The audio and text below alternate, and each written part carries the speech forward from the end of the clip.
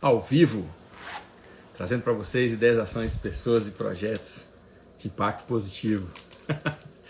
Eu tinha que fazer essa abertura hoje do podcast Impacto Positivo, muito embora a gente esteja aqui com Prosa Rural, porque hoje eu vou conversar com o Dr. Walter Stenbock, um grande amigo. E o Walter foi uma das primeiras pessoas, acho que foi a primeira pessoa que eu entrevistei para o projeto do podcast Impacto Positivo.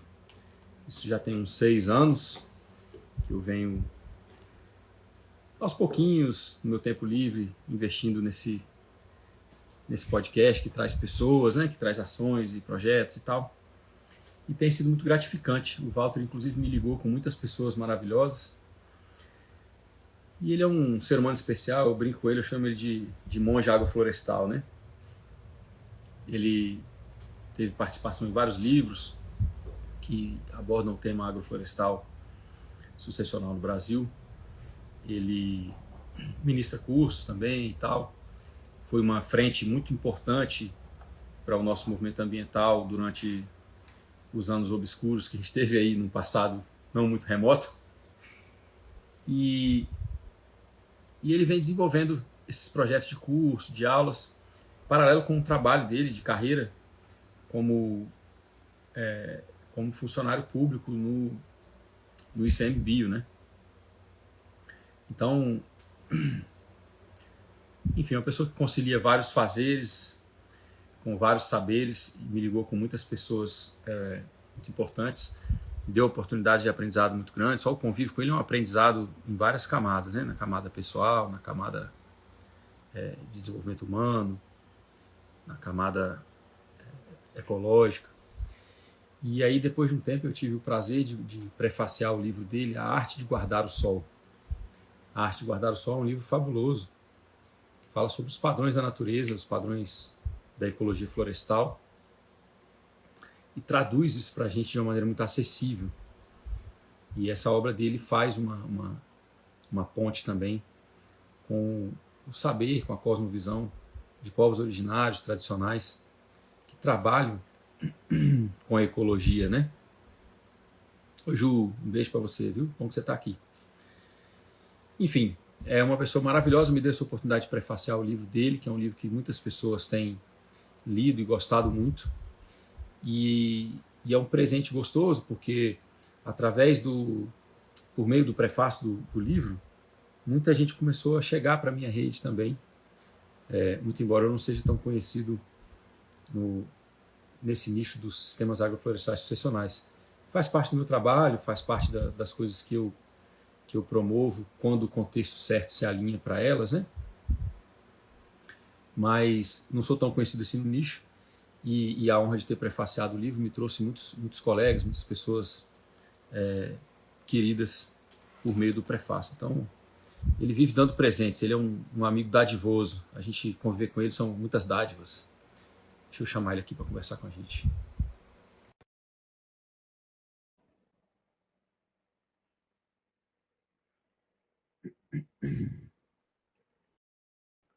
Vou pedir que vocês me confirmem também se o meu áudio está ok. Ah, tá pensando. Olha aí. Salve, Yuri. Tudo bem, meu amigo? Meu querido monge agroflorestal. Eu Rapaz, vou te falar, essa internet é um negócio muito carrasco pra gente, mas ela traz umas oportunidades boas de vez em quando, viu?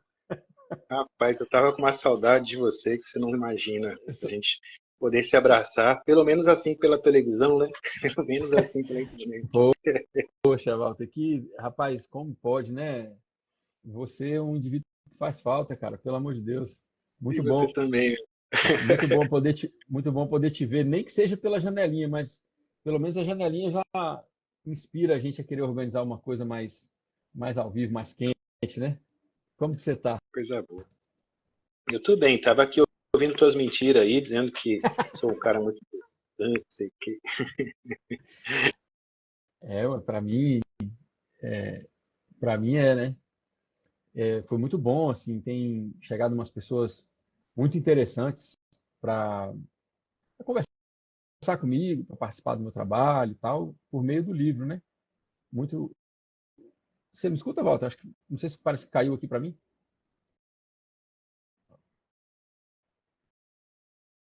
Pessoal, confirma para mim que o Walter está ao vivo para vocês, que para mim tá, eu não estou conseguindo. Ah, o Walter caiu, Ju, obrigado. Estou esperando ele aqui. Vamos ver. Oi, Voltou. Yuri. Acho que caiu aqui, né? Tomou uma rasteira na internet. É.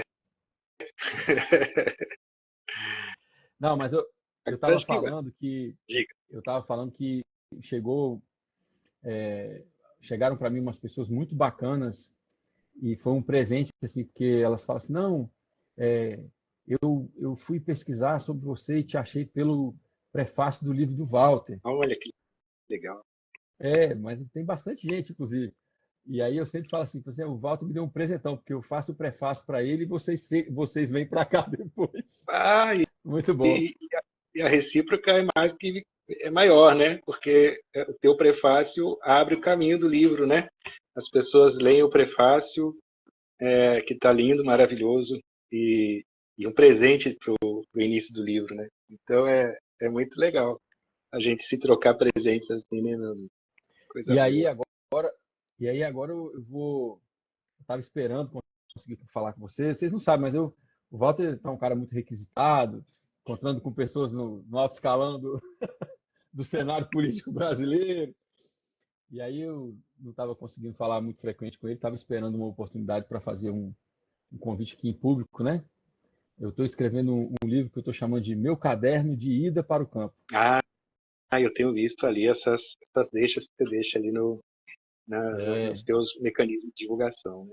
Muito legal. mas agora, mas agora tem uma pegadinha, que aí você tem que escrever um prefácio para mim. Você deixa para colocar ao vivo assim esse convite? É, uma certa pressão assim de leve. Já está aceito, né, meu querido? Vai ser uma honra. Vai ser assim difícil de escrever, para te falar a verdade, porque é muita coisa. Não, não. Mas é É uma honra um, maravilhosa, meu querido. Que bom, muito é um, obrigado, viu? é um livro, Walter. Não, ele é um livro bem despretensioso, assim. Eu tenho compartilhado algumas histórias, né, da minha infância, assim, que eu convivi com meu avô e tal. E a ideia é compartilhar histórias e algumas ferramentas que eu acho importantes, ferramentas de gestão, de organização, de planejamento, para as pessoas que estão ainda no planejamento da transição, né? Um projeto que veio de uma provocação assim de algumas pessoas que falaram que eu só falava para as pessoas do campo. Todo mundo que me perguntava da cidade eu mandava explodir São Paulo. E, e aí depois eu fui ler um poema do Drummond que ele manda explodir Manhattan. Aí eu falei, eu tive uma ambição muito baixa, né? Porque o Drummond, porque o Drummond já foi logo para Manhattan. Mas não, mas eu me senti assim, eu me senti compelido, né, a dar a mão para as pessoas que têm essa vontade de conhecer o universo do campo, o agrário, e não necessariamente pelo viés da produção primária, né? Tem tanta coisa, tem tantos caminhos a serem trilhados, né?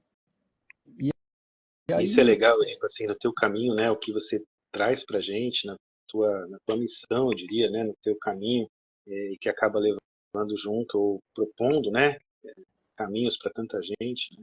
Essa qualidade que você traz a partir de uma dimensão holística, né? Que não traz só um aspecto produtivo, você traz um aspecto social, cultural, econômico, e com uma profundidade imensa nesses vários aspectos, mas de uma forma muito tranquila, muito simples de conversa, seja nos teus cursos, seja nas tuas postagens, né? Isso é algo que torna muito fluida essa possibilidade. Eu imagino, tenho acompanhado, né, e percebido quantas pessoas têm ido ao campo, mas ido ao campo para além de um êxodo urbano, ido ao campo com uma perspectiva de planejamento holístico, de planejamento de vida, inclusive, para além do levar a cidade para o campo, né? E sim. uma perspectiva realmente eu diria até revolucionária mesmo, enquanto pessoa, enquanto espírito, enquanto comunidade, né? Enquanto caminho de vida, né? A partir de várias vários focos que você traz. Acho isso de uma... Eu, eu, enfim, né? Eu sinceramente, não é uma falsa modéstia, não. Eu sinceramente não acho que está um livro à altura do seu. Mas eu queria muito. Não, mas, é sério. Mas eu queria muito eu queria muito trocar esse carinho, assim, né? Então, estava esperando o momento de fazer o convite. A gente está começando as campanhas de divulgação nas próximas semanas e tal. E assim que eu tiver um manuscrito geral dele, eu te passo. Mas tem um pouco a ver com o assunto que a gente escolheu conversar um pouquinho hoje, assim, não de enfim, um mote, né? Uma porteira para a gente abrir e sair andando, que aquele negócio que eu te mandei, né? Eu venho conversando com as pessoas que as pessoas procuram uma suposta conexão, né? Mas na verdade a gente está em busca de intimidade, né? Só que a intimidade ela tem ela tem um preço de devoção, de dedicação, de disciplina, né? Porque muitas vezes na intimidade você precisa exercer o ato de cuidar, mesmo quando você não está muito disposto, né? E, enfim, eu vejo que quando as pessoas fazem um planejamento de cuidar de um lugar, para que esse lugar seja a base a partir de onde ela organiza a vida dela no mundo, independente de ser uma produção primária ou não, quanto mais intimidade tiver nesse relacionamento, mais gostoso, profundo, paradoxalmente, e despretensioso fica. Porque se torna um eterno descobrir, né? Um eterno se enamorar, um eterno descobrir, uma eterna curiosidade. E eu venho trabalhando um pouco essa coisa da intimidade assim, com o campo, não necessariamente a conexão. Porque a conexão está muito instagramável, o pessoal vai numa varanda daquela que tem uma piscina infinita, senta dentro de um ofurô, tira uma foto Uhum. e fala assim, adorei o final de semana. Mas, É, mas, mas não é feito disso, né? O dia a dia é feito de trabalho, de acordar às vezes cedo, às vezes tem um dia mais longo, a imprevisibilidade do campo com as questões climáticas, enfim. Então, exige um ser humano diferenciado, né? Exige um ser humano disposto a desenvolver habilidades para se manter enamorado do lugar, né? muito legal isso, né? Eu venho, Que bonito isso que você falou e que profundo, né? Porque a intimidade gera o enamoramento, né? O namoro, né?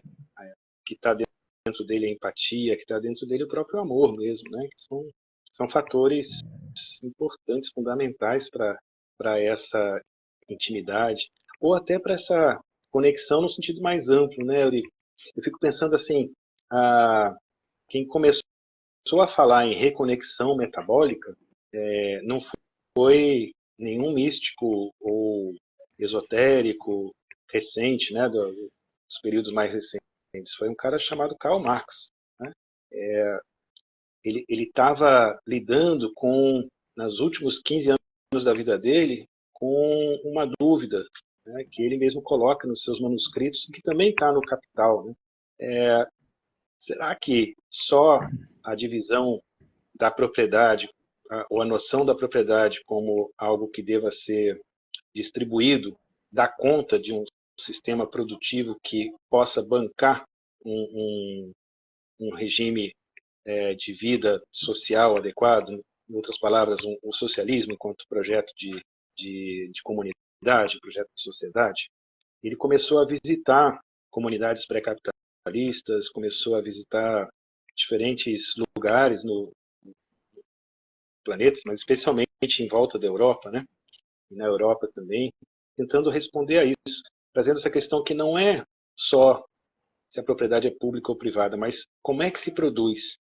E aí ele chega a fazer uma série de conexões, né, com o que a ciência da agronomia, da biologia da época vinha desenvolvendo, que era sobre metabolismo mesmo.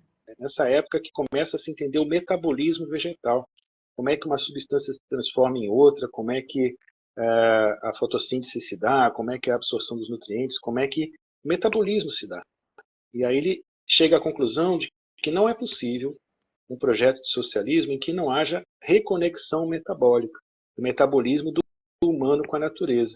E aí a gente pode conversar bastante sobre isso até, mas na concepção dessa reconexão metabólica, a intimidade está completamente inserida. Só dá para fazer essa reconexão com entender e sentir os ventos, os tempos, os ciclos, os processos, ser responsável enquanto participante dessa condução de ciclos, de processos, assumir os erros, assumir as dificuldades, os desafios, né? Não há como fazer reconexão sem isso. Mas eu concordo com você, está tudo tão instagramável, né, que basta você chegar na beira de uma praia e tirar uma foto bonita e falar, me reconectei, né? Fiz a conexão, e aí você volta, você nem saiu, na verdade, né? Você nem entrou no processo de conexão e está chamando aquilo de conexão. Eu acho que a intimidade traz essa alma, né, para o termo conexão 200 anos depois de Marx, né? E usa o cuidado, né? A gente precisa ter o cuidado, a gente precisa ter a dedicação, né?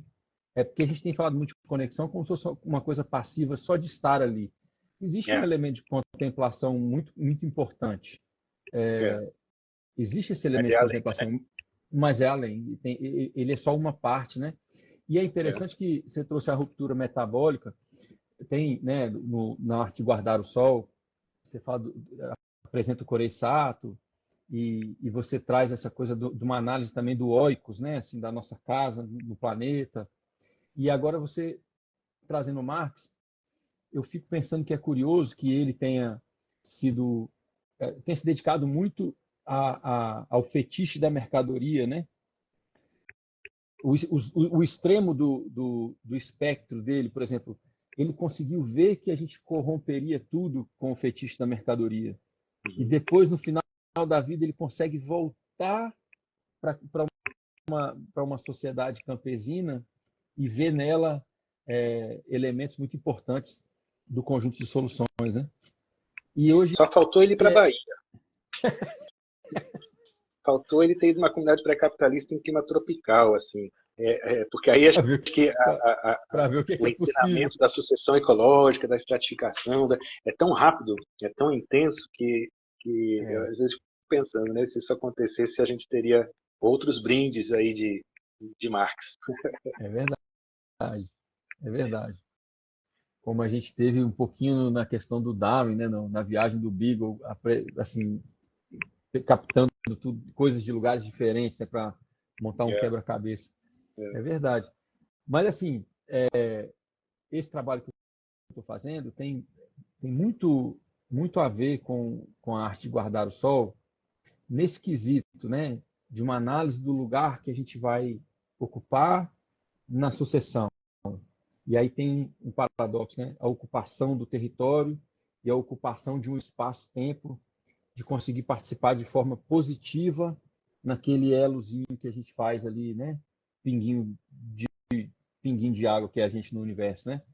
Então, tem uma conexão com a arte guardar o sol nesse sentido. Eu venho puxando muitas pessoas para essa reflexão, né? De que por que a gente está com tanta dificuldade de se enxergar como pessoa que tem a função de criar superávites, né? Superávit afetivo, um superávit ecológico, né? A gente interferir na propriedade de uma maneira a impulsionar a sucessão dela para frente, mais solo, mais diversidade, mais biocapacidade, mais capacidade de viabilidade como função de mais ecologia e não como função de depressão, de degradação, né? Então tem, assim, no âmago tem muitas coisas parecidas assim com a arte de guardar o sol, nessa coisa que, nessa espinha dorsal talvez que está por trás, que é isso, né? De trazer a gente de novo para esse lugar de, tá, eu estou aqui, como eu leio isso aqui agora e como eu me encaixo agora nisso tudo que está à minha volta, né? Então, que legal, Eurico. Poxa, que já estou aqui curioso demais, já estou até pedindo para você já mandar o quanto antes esse texto, estou curioso demais para ler. Não, mas não está pronto. Tem muito caos, eu estou contando muito caos. Aí Que coisa boa. Eu já ouvi alguns causos dele, como eles são importantes para trazer a gente para dentro de uma discussão mais profunda. Você tem, é, entre as suas artes marciais, essa é uma delas, né?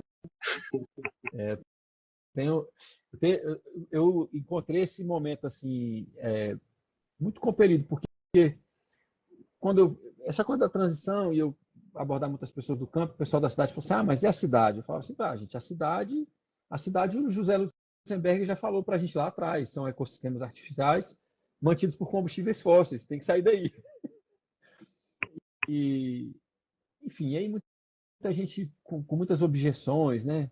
Idade, família, formato, transição de carreira.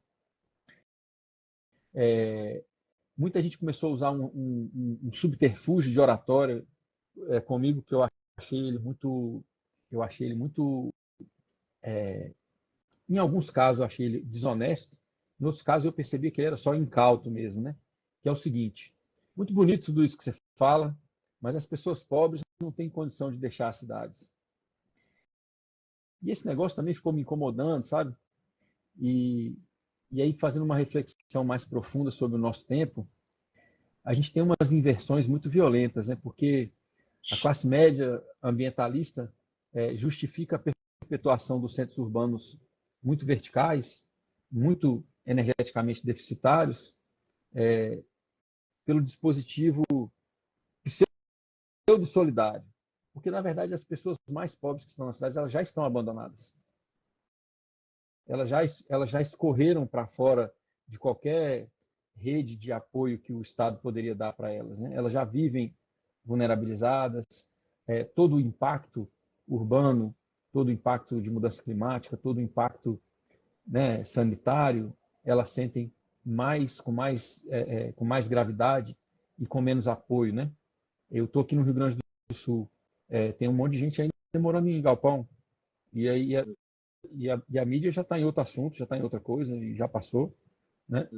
Yeah. E a velocidade não permite com que a gente discuta um projeto de sociedade que as catástrofes não sejam sempre aproveitadas pelo neoliberalismo. Né? A gente fica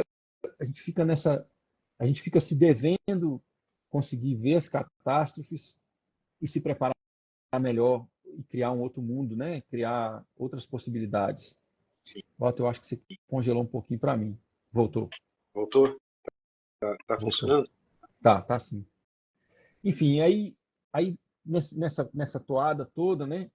Eu me lembrei muito do meu avô, que foi caçado em 64 e teve que fazer a transição dele forçosamente, né? E ele já estava com 45 para 50, e aí conseguiu, né? E criou toda uma vida em cima disso. Claro, ele já vinha de uma área rural, já vinha de uma cidadezinha pequena, onde a ruptura metabólica ainda não havia se completado, né? Ainda havia um pouquinho de caça e coleta, de produção local, as pessoas eram mais ligadas com a sazonalidade, enfim, né? Com o território que as mantinham, né? Mas ainda assim foi uma transição. Com 7 filhos, teve que fechar os pequenos negócios que ele tinha uma vidraçaria, era fotógrafo, tinha um barzinho, teve que fechar tudo. E foi construindo uma vida no campo já de uma idade que hoje as pessoas acham avançadas. Né? Eu não tenho mais saúde, já tenho 40 e poucos anos, não dá mais tempo para mim. E aí eu resgatei tudo isso. Eu li uma biografia de um pastor de ovinos do norte da Inglaterra e fiquei muito comovido com a maneira que ele celebrava a cultura da comunidade dele, né? E aí eu fiquei muito juntando essas peças todas, assim, né? Que as pessoas tinham me cobrado de fazer alguma coisa e tal. E me veio à mente essa coisa de assim, olha, eu acho que contar um pouquinho da história do meu avô, mesmo que ela não perpasse o livro inteiro, né? É uma boa maneira de honrar essa, essa coragem, né? De enxergar o campo como solução. Cara, que E legal aí isso. está Desculpa te nascendo. cortar um pouquinho, mas como isso se dá em ciclos, né? Você está falando do teu avô numa idade que é parecida com a tua, né? E num É, momento o mundo dá voltas, né? Você não está sendo caçado por um regime ditatorial, mas a gente vive num mundo cheio de ilusões, né? Então, como é bonito essa dimensão de ciclo, né? E como isso pode ser, ter o teu avô como referência, que está dentro de ti, né? Vai brindar o mundo com muita honra que tu traz a ele, mas também com muita iluminação frente a uma experiência É, tua, vivenciada nesse momento, nesse ponto de agora. Bacana. é porque tem um livro que eu li que fala sobre ecologia florestal que diz que as sementes das espécies de ciclo longo, elas demoram mais para germinar.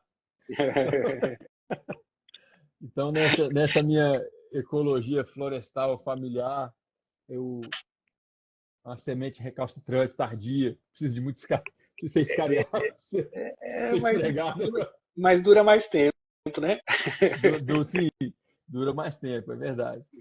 Não, mas é isso. Aí está feito aqui um convite, tá em processo, tem aí já vários capítulos escritos. Eu estou compondo uma equipe, consegui uma pessoa bacana para fazer para mim a revisão editorial. A partir da semana que vem a gente começa a trabalhar uma divulgação um pouquinho mais sistematizada e tal. E, Bacana, enfim, esse ano sai. maravilha. Que legal. Parabéns mesmo. E fico Agora, já vou te aguardando fazer. aqui. Não, você quando tiver o manuscrito, você vai ter que ser o primeiro a ler, porque você vai ter que fazer o prefácio. Então, já vai mandando. Já. Eu vou, eu vou mandar para você eu vou mandar para você um capítulo que eu estou chamando O Campo que Meu Avô Plantou em Mim. Eia. É Aí, muito, muito bacana. Mas eu queria tocar um pouquinho aqui em, em assuntos da sua obra, né? Você tem conseguido fazer um negócio muito bacana que é demarcação de territórios. E você faz uma incursão de um monge agroflorestal anarquista dentro da barriga da besta. Como é que é essa história aí? Conta, conta pra gente como é que tá essa aventura aí.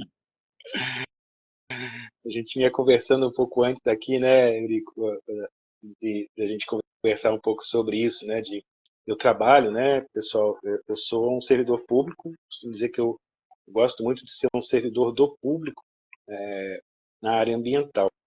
Trabalho num órgão chamado Instituto Chico Mendes de Conservação da Biodiversidade.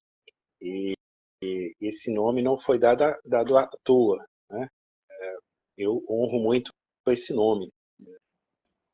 E essa instituição que eu trabalho é uma instituição como uma autarquia federal, assim como o IBAMA, assim como o INCRA, né? Que tem a função de gestão das unidades de conservação federais, parques nacionais, florestas nacionais, estações ecológicas. Cada uma delas tem objetivos, missões diferenciadas, mas fundamentalmente elas visam a conservação da natureza. Uma coisa que parece tranquila, assim, tá, tudo bem. Assim como uma organização que trabalha com educação, funciona para educação, saúde para saúde, né? Tem organizações para a conservação da natureza dentro do Estado brasileiro.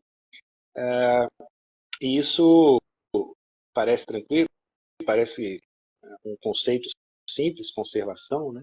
Mas não é como saúde, não é como educação, não é como agricultura. Quando a gente espera de uma instituição pública alguma coisa em relação à educação, Secretaria de Educação, Ministério da Educação, por mais que a gente possa, enquanto sociedade, nos dividir entre posições, né? Eu gostaria de colocar meu filho numa escola Waldorf, ou eu prefiro uma educação tradicional, ou eu gosto de Piaget, construtivismo e tal, mas a gente espera de uma instituição pública de educação que haja professor, que haja escola, né? Independente das linhas. Quando a gente pensa na saúde, o que a gente espera do Ministério da Saúde, de um hospital, de uma instituição pública de saúde, que tenha médico, que tenha enfermeiro, que tenha técnico de enfermagem, quando a gente fique doente, a gente possa se tratar, né? E conservação da natureza, o que é, né? A gente tem descoberto, eu tenho achado assim que muita gente acha que conservação é bom quando é no quintal alheio. Eu acho importante, né, que haja um parque lá, que haja uma floresta nacional ali, mas quando é no seu quintal, opa, isso aqui eu faço diferente, né? Isso se traduz, às vezes, também na redução de peso de consciência, né? Ah, eu não uso mais canudo de plástico porque eu vi o vídeo lá da tartaruga que morre por causa dos canudos no nariz, né? E é realmente terrível. Se a gente puder usar canudos que não sejam de plástico, é muito melhor. Mas é louco a gente pensar que esses canudos foram realmente parar no oceano, né?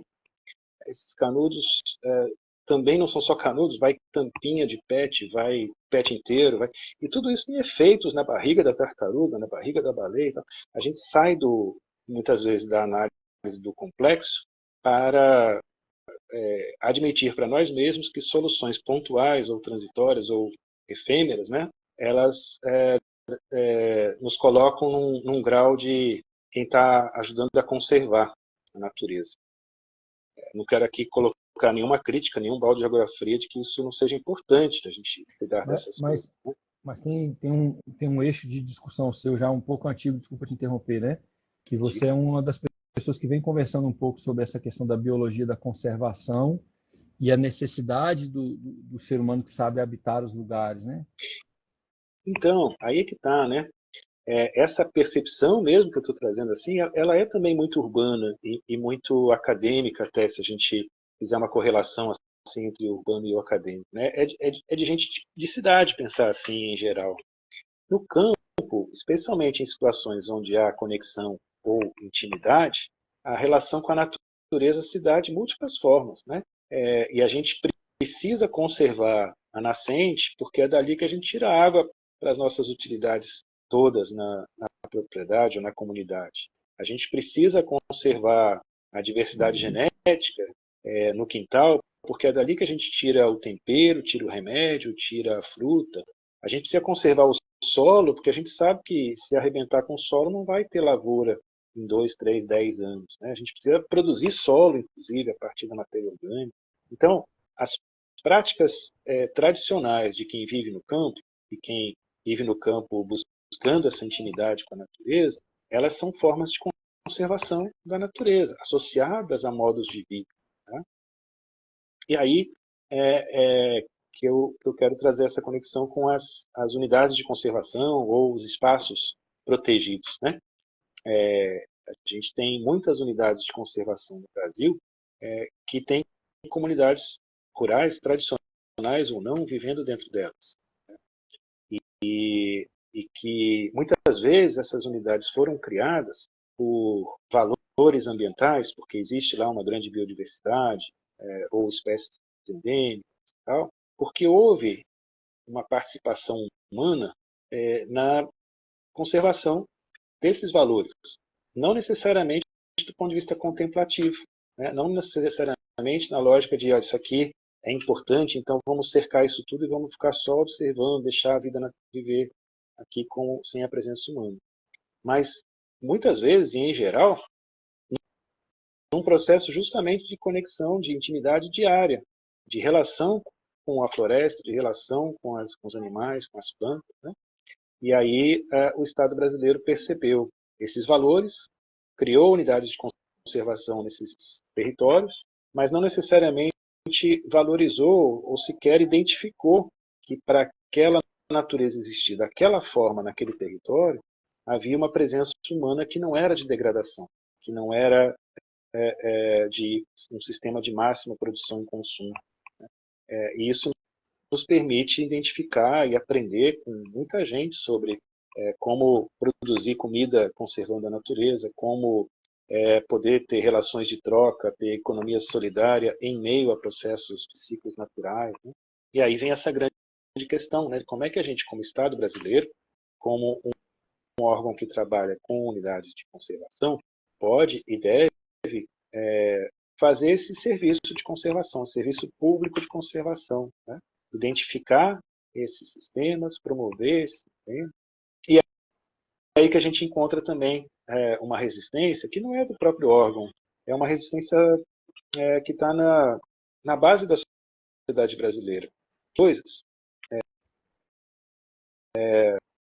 Geralmente mora longe, geralmente é preto, ou é indígena, ou é pescador artesanal, geralmente não tem formação universitária, muitas vezes não tem formação de ensino médio, muitas vezes é idoso ou idosa, muitas vezes fala uma língua diferente ou um dialeto muito diferente. Eu estou falando dessas características todas porque todas elas estão ancoradas ou refletem uma situação de racismo estrutural. Todas essas coisas que eu falei, o preto, o indígena, o que mora longe, o que não tem formação, a mulher, o idoso, e muitas vezes esses gêneros todos na mesma pessoa torna essa pessoa completamente invisível. Ela não é nem boa nem ruim, ela é simplesmente invisível. Não pode sair dela alguma coisa boa para uma sociedade calcada no racismo estrutural. Né? A gente pode fazer uma analogia para quem gosta, né? Uma analogia até com a Bíblia. Né? Tem um pedaço da Bíblia que fala: pode alguma coisa boa vir de Nazaré? Fala um doutor da lei lá. Né? Estavam falando de Jesus, né?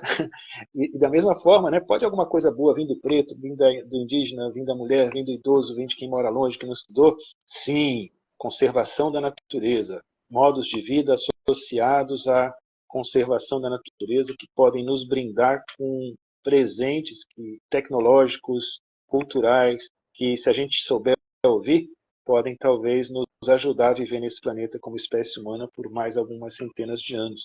E se a gente não o fizer, a gente provavelmente está fadado nas próximas décadas estar em guerra civil por água, ou coisa, a gente não vai conseguir sobreviver. Uma coisa que a gente já conversou sobre ela também, né, Walter? Ela perpassa as nossas conversas. Esses modos de vida estão sendo atacados porque eles guardam chaves, né? É possível viver bem, é possível viver feliz, é possível viver com pertença e intimidade. E aquele exemplo, ele é espinhoso para uma sociedade que ela é toda baseada na alienação completa do território, né? É. É muito forte isso, cara. E sempre essa lógica de que o ser humano, né, o Ailton Krenak fala, né, me tire fora desse conceito de humanidade. Eu estou fora, eu não sou humanidade, não. A gente está sempre falando que a humanidade precisa de um celular novo a cada ano, ou até menos. Né? A humanidade precisa trocar de carro a cada ano. A humanidade agora precisa viver na cidade. A humanidade. Que humanidade é essa? São pessoas apegadas a sistemas de vida altamente demandantes da natureza, com uma dificuldade em ser feliz, né? Uma dificuldade sempre associada à felicidade a ter cada vez mais, né? E tem muita gente não viciada nesse sentido. Tem um dado, Eurico, que eu acho fantástico. Imagina, isso foi em 2013, é um dado já de mais de 10 anos. Mas é um dado que foi obtido em entrevistas nas reservas extrativistas federais no Brasil. São 80 mil famílias, eram 80 mil famílias vivendo em reservas extrativistas federais no Brasil. É bastante gente. Né? Em famílias, bota aí o número de pessoas, você vai chegar em 500 mil pessoas, fácil. Né? Reservas extrativistas são unidades de conservação criadas justamente porque tem comunidades tradicionais nessas reservas que praticam modos de vida diferenciados. Então, o Instituto Chico Mendes fez um esforço de conhecer melhor essas famílias. Foi feita uma pergunta para essas famílias: você gosta de morar numa reserva extrativista? 97% disseram que sim. 97% é quase 100%. Né? E isso coloca em xeque uma premissa de que, não, mas o cara está lá nos fundão, lá no meio do nada, onde não chega carro, não chega avião, não chega o barco, leva 4 horas para chegar, ele deve estar todo mundo querendo ir embora. Não, 97% gosta. Aí foi perguntado: por que você gosta? Porque aqui eu tenho liberdade, porque aqui eu tenho relação com a natureza, porque aqui eu não tenho chefe, porque aqui eu não tenho dono. Essas respostas, todas revolucionárias, né? E não é uma revolução hipotética, eles estão vivenciando esse processo diferenciado de modo de vida. Essas respostas foram dadas pelos representantes das famílias. Aí você pensa: não, mas são os velhos, né? São os idosos que realmente não conseguem ter uma conexão com a internet, com o mundo moderno. Realmente foi com os representantes das famílias. Os representantes das famílias tinham, em média, 26 anos. Que doido. de 24 a 28 anos, a maioria dos chefes de família, dos representantes. Né? Walter, Então, isso também coloca em xeque outra coisa. Né? Mas dois recortes que falam com isso que você está trazendo, né? Um do Ailton Krenak, quando ele fala da humanidade, ele está fazendo uma crítica a esse projeto homogeneizante. Isso. Não, cara, eu não falo, eu tenho outra vida, eu quero outra coisa, eu não quero nada disso aí, eu não tenho nada a ver com a OMS, não tenho nada a ver com a ONU, eu não tenho nada a ver com a geopolítica, né? E a coragem de protagonizar uma outra história baseada em pertença cultural, pertença territorial, que traz a gente para um desafio nesse sentido, que é as pessoas, o cidadão comum, né, urbano, não tem mais a capacidade de imaginar, de vislumbrar utopias concretas. Não estou falando de utopias impossíveis, estou falando de utopias concretas, né? Sim. Tem muita gente vivendo essa utopia pragmática, né? Como diz o Fábio Scarano, né? Que é um outro cara que eu admiro muito, né? Você está me ouvindo, Eurico? Estou ouvindo, estou Acho que deu um. ouvindo. Não estou ouvindo. Eu assisti uma palestra com o Fábio Scarano que ele tinha esse título, né? Scarano é professor da Federal do Rio de Janeiro e é curador do Museu da Manhã, né? E ele deu uma palestra para a gente no Instituto de Comentes chamada com esse foco, né? Utopia pragmática. Ele trazia assim, por exemplo, liberdade, igualdade e fraternidade, que hoje a gente tem como base das constituições modernas, era uma utopia completa na França dos 1700 anos. Né? Um louco que falou um negócio desse. Entre várias outras coisas, né? E hoje a gente vivencia como sociedade muitas coisas que surgiram como utopias, mas são pragmáticas. Teve gente que foi atrás, teve gente que vivenciou. Né? E isso permitiu com que a gente tivesse muitos aprendizados, inclusive na forma de organização social. Né? Então, olhar para quanto de gente está fazendo isso, né? O Ailton Krenak conversa com o morro na frente da comunidade dele. Né? Não conversa só com as plantas. Os Krenak conversam com o morro. De acordo com o humor do morro, a natureza vai agir de uma forma ou de outra. Isso é uma humanidade, é uma parte, são seres humanos que fazem isso. Estão vivendo naquele momento, naquele espaço, naquele território, fazendo, entre outras coisas, isso. Não precisa de internet para conversar com o morro. E quantos... Diga lá. Não, mas é uma coragem, né? É isso que eu falo, assim, é preciso olhar à nossa volta e ter a coragem de reconhecer que o nosso modelo de civilização faliu. Né? A maioria das pessoas é medicada. Quando você junta os que são medicados com os que são viciados, com os que são infelizes, é mais do que a metade, muito mais. É louco que a gente possa ainda perceber que essa queda, essa falência, ela está nos seus últimos suspiros, no sentido de, peraí, eu ainda vivo. Quando a gente olha um discurso do Trump quando assume, é muito doido isso, né? Assim, há uma intenção ainda latente, ainda forte, né, de que esse sistema de expropriação, de maldade mesmo, seja ainda renasça, né? Renasça a cada dia, né? E ainda viveremos alguns bons anos de mostrar que a falência está acontecendo. O problema é que a gente tem um negócio da caverna de Platão, né, com essa coisa da cultura americana, porque, por exemplo, hoje o Musk, né, que está ali muito por trás dessa eleição dele, já tem outras instâncias ele falando, né, que nós vamos criar ditaduras, invadir e conquistar qualquer lugar que tenha recurso necessário para o nosso recurso energético, mineral, para o nosso projeto de civilização. Não tem muitos anos que ele falou isso, né? E hoje ele está dentro de um governo assumidamente imperialista, assumidamente imperialista, e que a bancada de frente da cerimônia de inauguração, ao invés de políticos, artistas, enfim, pessoas de referência no pensar de uma sociedade, você só tinha ali diretores empresariais. Curioso isso, né? Por isso que E, não, e só um instantinho, e uma traição instantânea, porque ele não subiu ao poder com esse projeto, ele só subiu ao poder quando ele conseguiu trazer para a base dele as pessoas que falam é, da, do, é uma incoerência dentro da direita isso, mas existe, né? São coisas do nosso tempo. Uma base muito grande do Trump que é antiglobalista, e é uma base que é de agricultura familiar. Você vê, durante uma fração de horas, né, da formação do gabinete do Trump, eles pensaram, como secretário de Agricultura, o Massi, o Thomas Massi, que é um senador, que é um produtor rural da agricultura familiar.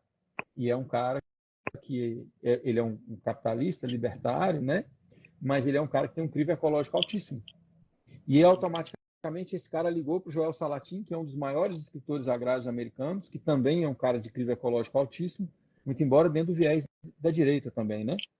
Então, assim, ele só foi eleito porque ele pegou uma base de pessoas ligadas com o movimento de recuperação da saúde das pessoas pobres americanas, ele pegou uma base de agricultura familiar americana, ele pegou uma base de pessoas que acreditam ser possível um projeto de estadunidense, ainda com aquela questão dos assentamentos de agricultura familiar, que o pessoal importa para o Brasil, o pessoal adora falar homesteading, mas nada mais é do que um assentamento de agricultura familiar. E ele só foi eleito por causa disso. E assim que ele entrou, ele já começou a atrair todo mundo. acho que isso foi fundamental mesmo, né? Mas o que me assusta, Eurico, é um buraco mais embaixo. Assim, é o que está no discurso escancarado mesmo desde sempre, né? E aí a gente pode ir para outros cantos do planeta, inclusive aqui, né? E aí a gente também vai discutindo um pouco essa relação com políticas públicas. O discurso do ódio, o discurso da separação, o discurso do existe um grupo superior ao outro, esse discurso, fundamentalmente, independente da força relativa do discurso comparado a essas dimensões que você traz, né, ele elegeu pessoas, ele elege pessoas.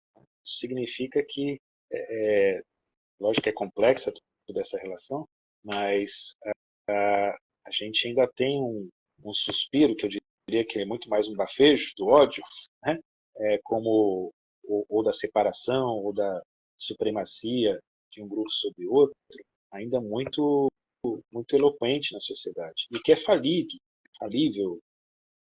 não é durável, não é possível de se estabelecer em longo prazo. Então, e aí que vem a importância, acho eu, das políticas públicas associadas aos movimentos sociais. Né? Você falava, por exemplo, ali da questão do discurso, que eu também concordo que é equivocado, que só quem tem dinheiro consegue sair da cidade para o campo. Não é verdade, porque senão não tinha movimento sem terra. O movimento sem terra não é e não foi constituído só por pessoas diretamente expropriadas de sua terra naquele momento, né? A pessoa não foi expulsa da sua terra e encontrou um acampamento no movimento sem terra. Isso aconteceu, acontece ainda hoje, né? Mas muita gente que veio a formar o movimento sem terra eram pessoas que tinham saído da terra, já estavam na cidade, já estavam em condições de subemprego nas cidades e que retornaram. E muita gente fala movimento sem terra, movimento de bandido, que lógico que qualquer lugar que tenha mais de uma, duas, três pessoas, você vai ter o bom, vai ter o ruim, vai ter o médio, vai ter. Não dá para achar que todo mundo é santo, nem que todo mundo é o capeta.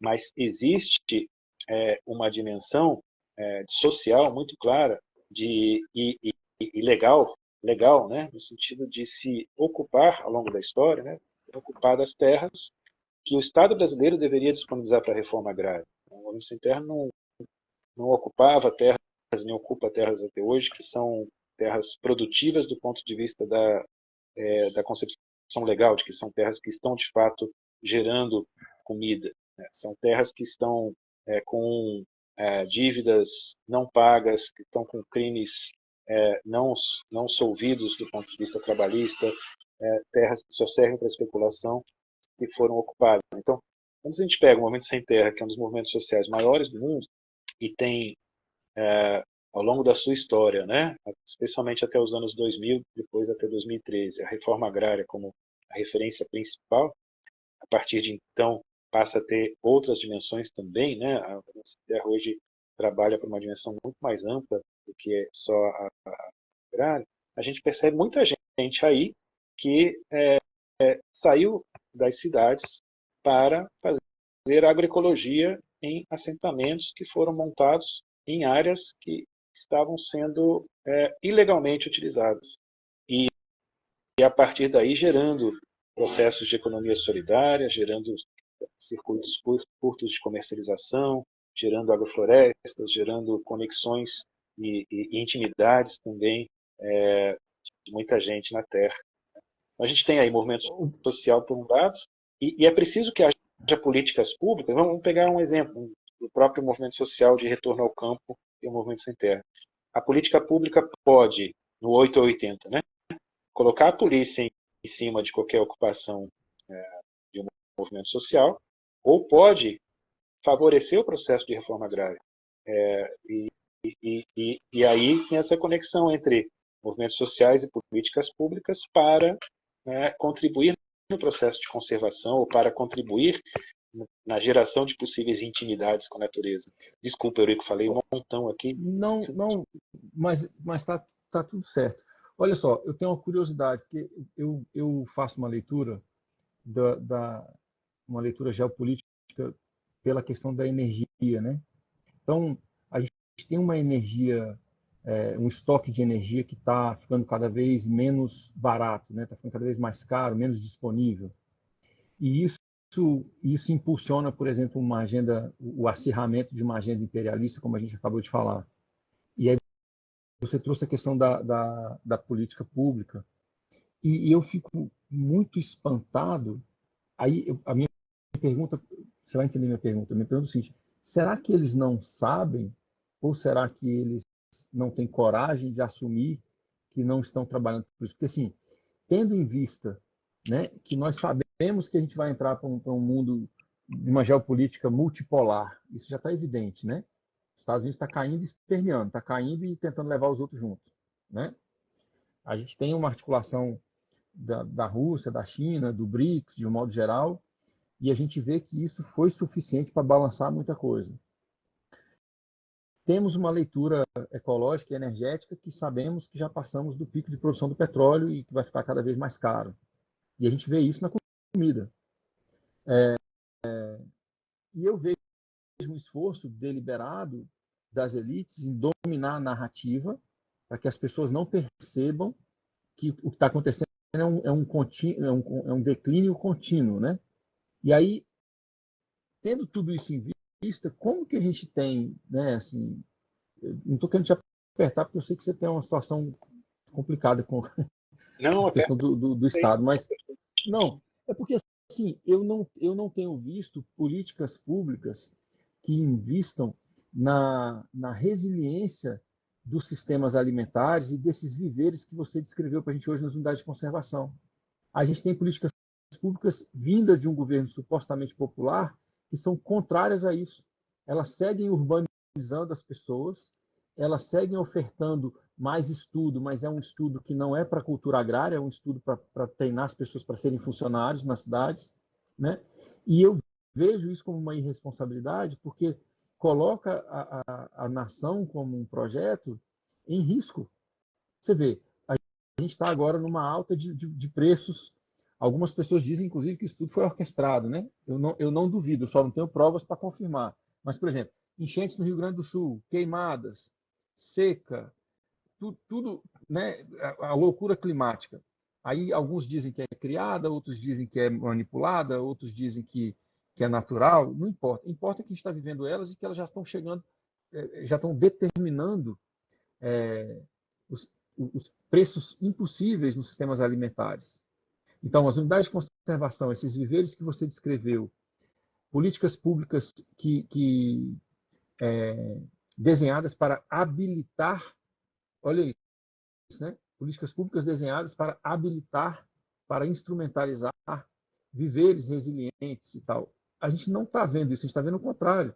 Foi pelo governo popular que a gente teve o maior plano safra da história para o agro. O Renovagro, que é supostamente um programa para que o agro se adapte às questões sustentáveis, tem imensamente mais apoio do que a agroecologia, por exemplo. E tem um fundo específico para ele. A agroecologia tem que ser tirada de dentro da agricultura familiar, que é outra sacanagem. É o que eu vejo. Pode. Não, aí a minha pergunta é assim, é uma pergunta inocente, né? Assim, você acha que é ignorância? Você acha que é cegueira? Porque é tão evidente para a gente que está tudo indo na contramão, né? Que a política pública está sendo usada na contramão do que deveria ser. Eu tenho a impressão, Eurico, lógico que isso é uma visão pessoal e de alguém que está dentro do serviço público há 22 anos, né, nessa área ambiental. Cada vez eu me convenço mais de que se a gente não olhar com o devido cuidado, a gente olhar como sociedade, né, com o devido cuidado para a nossa história, que é uma história colonial e que formou um Estado brasileiro totalmente arraigado a essa origem e vivência colonial ainda hoje, a gente vai ter pouca mudança. Só que esse é o grande desafio, né? Como é que a gente faz isso enquanto sociedade? Né? A gente está vivendo ainda hoje os efeitos, por exemplo, da Lei de Terras de 1850, né? Quando a gente fala em reforma agrária, por exemplo, né? A gente tem um direito romano baseado, a gente tem o nosso direito baseado no direito romano, né? Que é totalmente baseado na propriedade particular. A Constituição Cidadã, a Constituição de 88, traz um monte de avanços e dificilmente, às vezes, consegue se implementar porque esbarra em toda a base do direito. Você pega a dificuldade que está, por exemplo, da discussão do marco temporal dos indígenas. Olha que coisa, na minha forma de ver, completamente maquiavélica, você dizer assim, olha, você é indígena, você estava nesse território aqui na data da promulgação da Constituição, em 88, você não estava ali naquele momento, você não tem direito sobre esse território. Isso é um absurdo de todo ponto de vista, do ponto de vista cultural, social, econômico, uma violência, porque se teve algum, assim, os vários povos indígenas que foram expoliados, né, é o maior exemplo, triste exemplo da expropriação, do genocídio, da matança que o Estado brasileiro fez, foi com os povos originários. E aí, inclusive, nas áreas onde eles tiveram que sair, que não estavam lá em 88, né? Não, e aí você diz, se você estava lá em 88... a gente precisa fazer uma recapitulação histórica, né? Que a gente teve 20 e tantos anos de ditadura entre 64 e 80, 20 anos, né? 22 anos, sei lá, e aonde esses povos foram alvejados, literalmente. A ditadura dizimou para tirar do território. Aí depois você vem com 2 anos depois uma Constituição que diz, se você não estava, você não pode. Mas como se você matou todo mundo que estava lá antes? Não, e vamos lembrar que não faz muito tempo, né, a gente saiu de 2022 com um genocídio Yanomami muito claro. Né? Você morra aqui Yanomami porque a gente quer colocar garimpo. Essa era a postura governamental nesse Estado brasileiro, né, que encontrou guarida para isso. Né? Uma política governamental de genocídio explícito. Né? E aí que eu fico pensando, Eurico, a gente tem, por exemplo, essa questão do marco temporal, ela não é uma definição de um governo de 4 anos, não é uma definição de governo de Estado, de um Estado da Federação, ou de um município, ou do presidente da República. É uma dimensão complexa que está arraigada nos vários setores, né? Desde da política oficial, poder executivo, o poder legislativo e o poder judiciário, né? Somando-se aí as autarquias e as instituições de governo, né? Somando-se aí a própria concepção de instituições, de organizações governamentais e não governamentais que estão calcadas no colonialismo e no racismo bem estruturado nesse nosso país. Né? A gente pode dar vários exemplos, falei agora de forma muito superficial dessa questão indígena, mas podemos falar sobre a agroecologia também, né? O quanto que, de fato, na sociedade brasileira representativa, no que as instituições que representam a sociedade ou são organizações que devem servir a sociedade, a agroecologia está representada. Então, queria trazer essa reflexão de que a gente está num Estado brasileiro virtualmente de 524 anos, né, mais fortemente a partir da chegada de Dom João VI em 1808, mais fortemente a partir de 1822, mais fortemente a partir da proclamação da República, mas ao longo de toda a sua história colonialista, com racismo estrutural se mantendo e sendo otimizado, né, e com uma dificuldade para iniciativas diferentes do que essa estrutura colonizadora se estabeleçam. E essa dificuldade se dá, por exemplo, na questão do marco temporal, que eu usei como exemplo, mas a gente poderia trazer o exemplo da agroecologia ou o exemplo da cultura, da diversidade cultural, ou o exemplo das próprias práticas tradicionais enquanto práticas produtivas, né?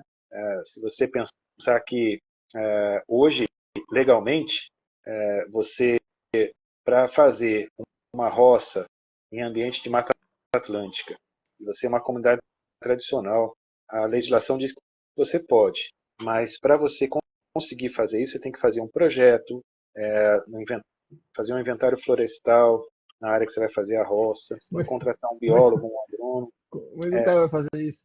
Então, vai sair uns 15, 20 mil reais para você fazer um projeto para fazer uma roça de mandioca. Né? E o mais maquiavélico, Eurico, é que você tem que provar que, inclusive, isso é imprescindível para a sua subsistência. Como é que você gasta 20 mil reais, 30 mil reais num projeto disso aqui e fazer essa roça de mandioca que vai me dar 2 mil reais é imprescindível para isso. Da onde veio isso? Veio de um governo, veio do Bolsonaro, veio do Lula, veio do Médici, isso veio do Estado brasileiro calcado num processo de separação, de exclusão, de colonialismo mesmo. Né?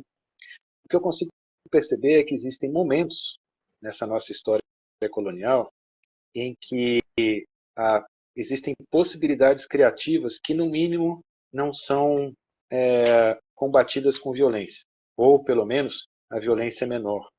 Então, quando você falou ali, a gente está num governo atual que nunca teve um plano safra tão grande para o grande agronegócio. Isso é verdade. Mas também estamos num governo que nunca teve um plano safra um plano para a agricultura familiar, o Pronaf, tão grande. É lógico que, né, se a gente for comparar, bom, mas não seria, para um governo popular não deveria ser o contrário de uma vez, né? A gente favorecer de uma hora para outra aquilo que deve ser favorecido. Eu sou o primeiro a concordar que sim, Mas nesse ponto, trazendo informações que você mesmo divulga, né? A proporcionalidade da agricultura familiar, que longe de ser toda agroecológica, né? Mas que usa muito menos território e produz a maior parte do alimento. Né? Isso estava no censo agropecuário lá, de 2005, depois acho que teve uma renovação, acho que se confirmou de novo a mesma coisa, sim, acho que não mudou muito, né? Mas aí, de novo, a minha pergunta, que parece inocente, mas é porque ela vem de um espaço emocional de... eu estou mesmerizado assim, com o que está acontecendo. Porque, assim, como que a gente não coloca a maior parte do recurso, que é público, no lugar onde a gente gera mais alimento, mais resiliência para os sistemas alimentares, mais saúde, menos ultraprocessado, mais emprego no campo, mais viabilidade no campo, menos gente desempregada na cidade? Como é que a gente não está fazendo isso? É tão óbvio que eu não consigo entender por que não é feito. Mas é óbvio para quem pensa sobre isso e quem está nesse campo, né? Acho que não é óbvio para quem detém o seu poder político a partir de uma estrutura colonial. E aí não estou falando de alguém específico, estou falando das representações do Estado brasileiro. Né? Da instituição Estado, não é nem de governo, você está falando de Estado. Não é nem de governo. E não é nem só do executivo. Você não imagina a quantidade de embates que a gente tem dentro do Instituto Chico Mendes, às vezes muito produtivos esses embates, com os setores jurídicos, seja de dentro do Instituto, seja de fora dele. Né? De de Ministério Público Federal ao judiciário como um todo, né? Embates que vão desde a lógica de que realmente se tem gente lá, a gente tem que tirar porque a natureza tem que viver sem ela, ao contrário disso, não, se tem natureza lá é porque tem gente, essa gente tem que ser preservada lá. Mas esse embate num país, que bom que ele pode existir num país democrático, né? Ainda que a democracia efetiva esteja longe de existir, mas ele já deveria ter sido superado, mas ele está dentro das instituições, né? Há uma diferença muito clara, por exemplo, por mais que a base dessa separação, do racismo estrutural mesmo, esteja no Estado brasileiro, há uma diferença grande. Quando você chega, por exemplo, no início de 2019, houve um decreto no governo anterior que disse o seguinte, foi o decreto do revogaço, né? O presidente anterior disse o seguinte, não tem mais conselhos, fóruns, mesas, grupos de trabalho com mais de 5 representantes. E esses 5 representantes têm que ser todos do Estado. Não pode ter a presença de outras instituições que não governamentais tem que ser muito justificada. Quando você larga um decreto desse e que revoga um decreto da Dilma, revogava, né? Um decreto da Dilma de 2014 que falava justamente o contrário, que era a Política Nacional de Participação Social, que estimulava a representação de diferentes setores para a proposição de políticas públicas, você não está com um ou com outro conseguindo mexer substancialmente no Estado brasileiro, porque quando você faz uma política de participação social, você está apontando, você está dizendo, olha, isso é importante, mas você precisa garantir recurso para que as pessoas realmente consigam participar, que seja legítima essa participação. Tudo isso é uma construção que leva décadas, né? Mas, no mínimo, você está dando condições para que isso aconteça. Quando, ao contrário, você diz não, como foi que o governo Bolsonaro fez, não é para ter participação social, né? Essa política bolivariana, que estava na argumentação da revogação desse decreto, chega de política bolivariana, só o governo brasileiro dá conta, é muito mais fácil de se basear nesse racismo estrutural que sempre se estabeleceu. Não, né? Mas isso aí é parte de um projeto, né? Se você lembrar a reunião ministerial que vazou, que tinha lá aquele ministro da destruição do meio ambiente, ele pedindo as reformas paralegais, né? Passar a boiada assinando as reformas. É isso, se você não tem representante do povo nas reuniões, fica muito mais fácil você fazer. Entre outras reforma muitas coisas. Né? É uma reforma antidemocrática, né? E é mais fácil fazer uma reforma antidemocrática num país que está calcado no racismo estrutural e no colonialismo. Né? Tem adesão estrutural. Né? Se você for pensar, por exemplo, falando novamente do Movimento Sem Terra, né? Eu quero desempacotar esse racismo estrutural que você falou agora, porque é o seguinte, eventualmente algumas pessoas vão nos ouvir aqui falando isso, mas até para a gente desenvolver essas ideias, né? Na prática, quer dizer o seguinte, as pessoas que conservaram aqueles lugares, que viveram de forma a preservar os recursos naturais, vegetais, animais e tal, elas são propositalmente invisibilizadas, usa-se o manto de uma biologia da conservação, quando na verdade o que está sendo promovido não é a conservação, é o esvaziamento daqueles territórios para uma possível ressignificação do uso posterior. Né? Sim. É um projeto. É um projeto. Por mais que ele não seja necessariamente consciente a todos os seus executores. Muitas vezes, pessoas que lutam por esse projeto não o consideram como projeto assim. Realmente trabalham, inclusive, com um messianismo muito forte de que está salvando a natureza. Não há uma concepção fascista nos seus executores, mas há uma concepção fascista na sua proposição. Né? Sim. E essa proposição ela é muito bem aceita num Estado brasileiro fundamentado no colonialismo e com um racismo estrutural estabelecido. Né? Então, assim, é nesse sentido que eu vejo, Eurico, que a gente tem um caminho de muitas décadas, talvez até há mais de décadas, né? para que a gente possa ter uma democracia efetiva e uma democracia que considere na sua gestão processos que rumem para a intimidade com a natureza, né? Para isso precisa muita educação, muita articulação, muito envolvimento, né? Infelizmente, porque para nós parece óbvio, né? A gente está olhando os dados, olhando dados que a gente mesmo divulga, fica claro, né? Dá vontade, eu vou virar prefeito, vou virar presidente, vamos mudar esse negócio, né? Mas a mudança, ela não Eu não está. tenho essa vontade, não. Não, também não. Doeu até de falar. Mas assim, não está aí a mudança imediata. A mudança imediata está na intimidade, está na reconexão e gerando intimidade, né? Só que para que haja possibilidades dessa intimidade acontecer, a política pública e o movimento social são molas fundamentais, né? O movimento social enquanto movimento realmente de pessoas buscando determinado fim, como, por exemplo, a intimidade com a natureza. Seja o movimento que for. E a política pública, no mínimo, deixando que isso aconteça e não marginalizando essas possibilidades. Então, quando você tem um governo que faz o decreto 6040, por exemplo, isso foi em 2007, segundo o governo Lula, né? Quando você faz um decreto que diz, olha, os povos e comunidades tradicionais do Brasil precisam ter espaço, precisam estar nos espaços de deliberação sobre políticas públicas que incidem sobre seus territórios. No mínimo, isso permite com que essas pessoas se organizem e não sejam alvejadas pelo Estado brasileiro, pelo governo de plantão, com violência. Por mais que a violência estará lá, ela está associada à própria existência do Estado brasileiro. Está estrutural. Mas, no mínimo, vai ter alguém que diz, espera aí, eu estou seguindo a lei, eu estou me organizando aqui no quilombo tal, eu estou fazendo um mapeamento participativo, uma universidade pode dizer, eu estou fazendo um mapeamento participativo da comunidade tal e dos seus usos, fazendo uma cartografia social, e isso está dentro da lei, isso está proposto, isso está ancorado em uma proposição legal, né?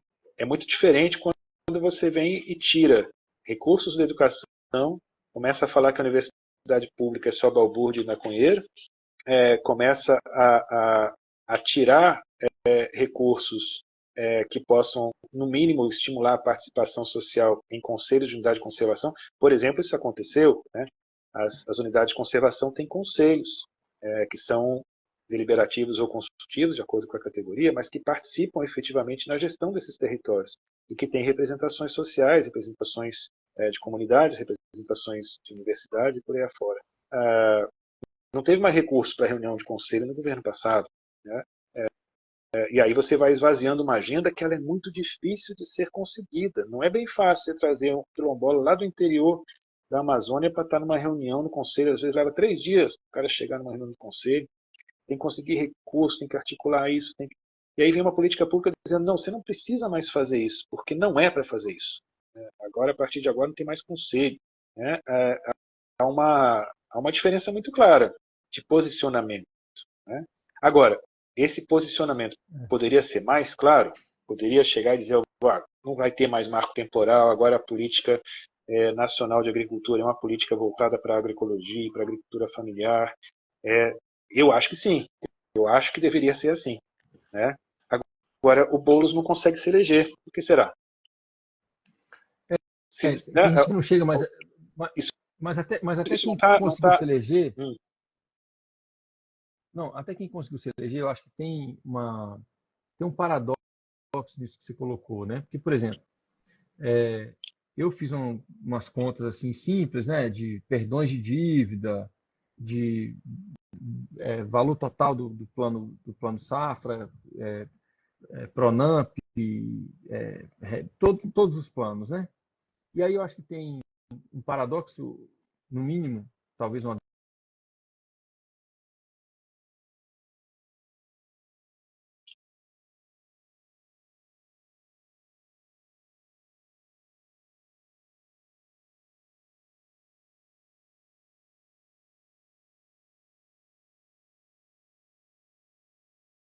e você subsidia aquilo ali com menos de 1% do valor total destinado à produção primária. Quer dizer, é paradoxal porque um desmonta dispositivos que haviam sido criados, mas nunca haviam ganho, não conseguiram ganhar embalo, porque talvez não tivessem recurso para isso. Aí sai um governo plantão, troca o outro governo, e aí o que entra cria ou retoma uma política de produção de alimentos agroecológicos, né? Ou nem só de produção de alimentos, mas de articulação agroecológica no campo. Acho que é uma coisa mais ampla do que só alimento. Mas tem menos de 1%. Aí fica. Como eu estou falando assim, é no mínimo paradoxal, mas às vezes me soa até como demagogia, porque como é que você realiza, como que você materializa aquilo se você faz o inverso, né? O espelho inverso da canetada do passar boiado. Quer dizer, você cria o espaço legal para que aquilo exista. Mas você que está criando espaço legal para que aquilo exista e que está com o poder de sancionar ou de vetar o orçamento, que usa dinheiro público para aquilo, e aquilo vem depois do plano safra, acochambrado lá, porque nem estava no original, e é menos de 1% do valor total. É uma sacanagem, pô. É, É mas uma traição. eu acho que essa sacanagem ela é mais ampla do que o que Sim. parece. Assim, esse poder de veto ou poder de sanção no valor do orçamento, ou mesmo no direcionamento do orçamento, ele é um poder politicamente estabelecido, né? O Sim. Congresso Nacional, totalmente dominado pela bancada do agro, pela bancada Uhum. da bala e pela bancada evangélica, dificilmente deixa passar algo mais proativo do que isso. Eu não estou defendendo com isso também que o governo instituído seja santo e que, sim, o executivo só tem boas ideias, mas ele não consegue implantar por causa de um congresso.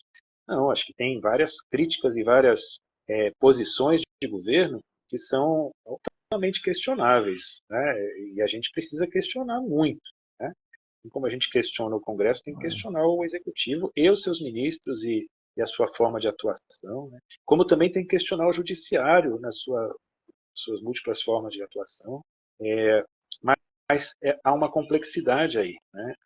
E lógico que essa complexidade não pode servir de justificativa para que não hajam avanços em todas as áreas. Mas essa complexidade existe e ela não é rompida com uma ação de governo do executivo exclusivamente, né?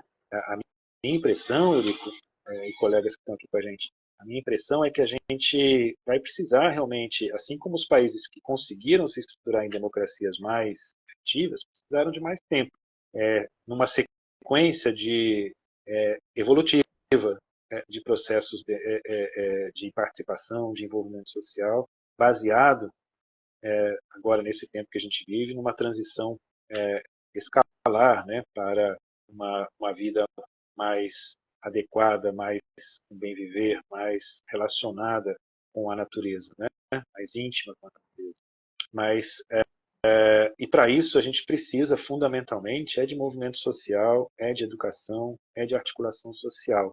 Não tem milagre, não tem algum governo que vai chegar e vai decretar que agora o caminho é ser contrário ao Estado brasileiro com as suas estruturas muito bem estabelecidas. É com rompimento, a partir de movimento, a partir de articulação, de educação.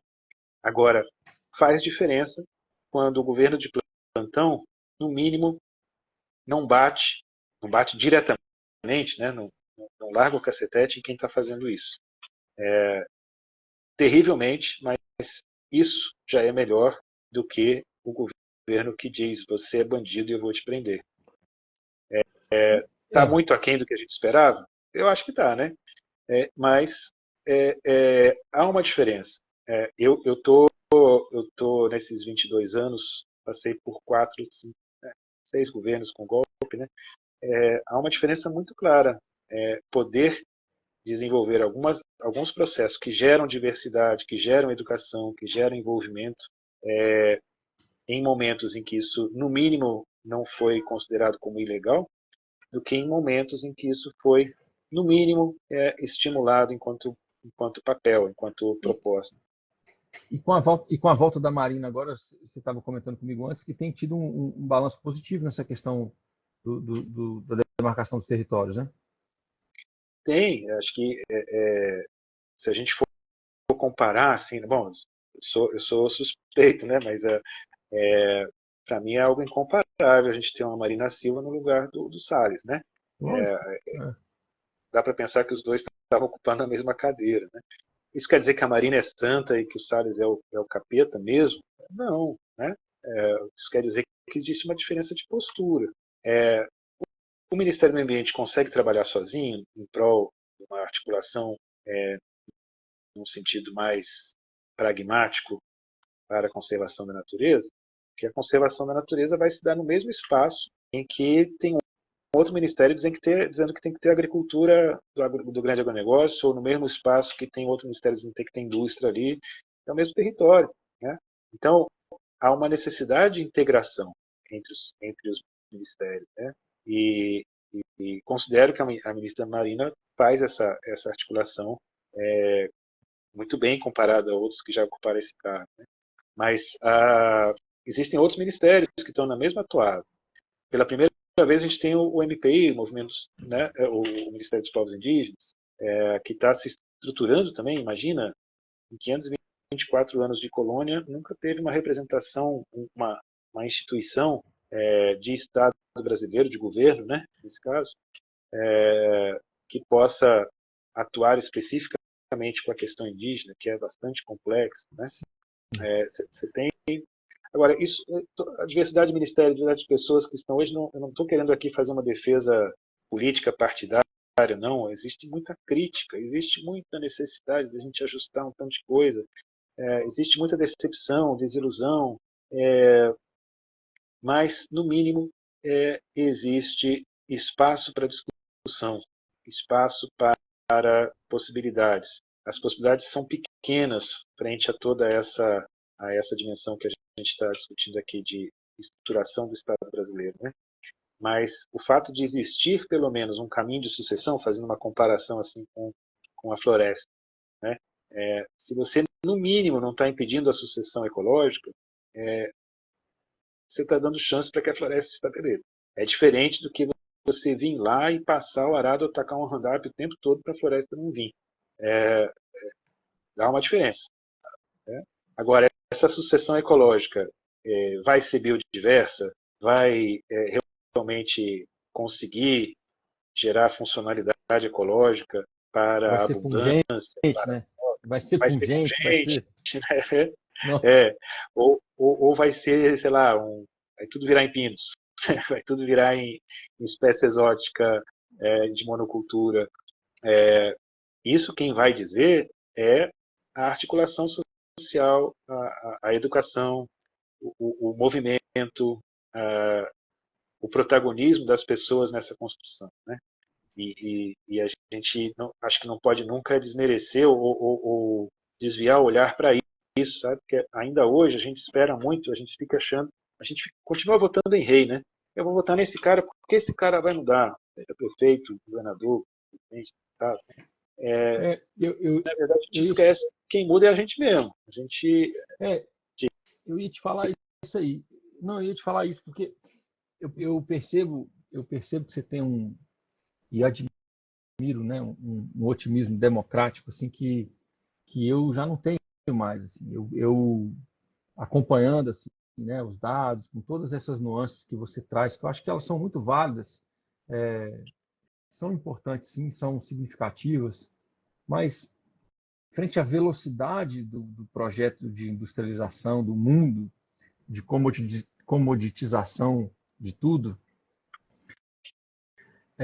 eu acho que é um sistema muito longo, de feedback muito demorado, né?